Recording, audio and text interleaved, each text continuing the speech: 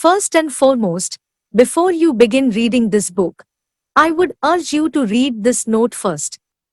It'll take you less than 5 minutes, and you will understand in what frame of mind this book was written. This is not a historical or a modern readaptation of the Kalki Purana.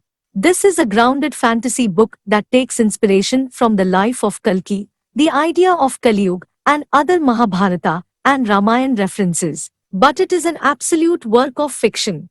This is also a tribute to the stories and movies that I have read and seen, like Star Wars, Lord of the Rings, and Game of Thrones. They have inspired and made me realize it's not about how epic the book is, but how epic the characters in the story should be. Kalki Hari sat facing the impending cold winds of the north, legs crossed together, as he prayed to Lord Vishnu's idol. The wind blew harshly, whipping his wavy hair over his scarred face. He looked up at the grandeur of the stone statue, the tall 20-feet marvel. It had 4 arms emanating from the muscular torso. One arm held a conch, while the others held a chakra, a make, and a lotus. The statue had a serene face, one you'd think had a determined look about it. Kalki was dwarfed in front of it, but he didn't care. He would always be small in front of Lord Vishnu. He chanted, closing his eyes.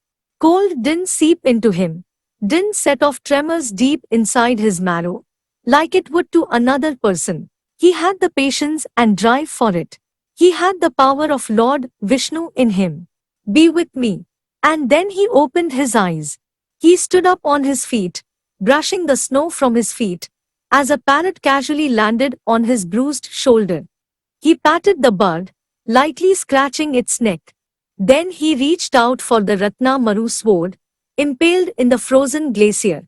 He pulled it out and studied the inscriptions over it. Aside from the obvious mysterious symbols on it, there was something enchanting about it. He sheathed the sword and then went for his horse, mounting it. Patting its head, he firmly grasped the reins and lightly nudged the creature's flanks.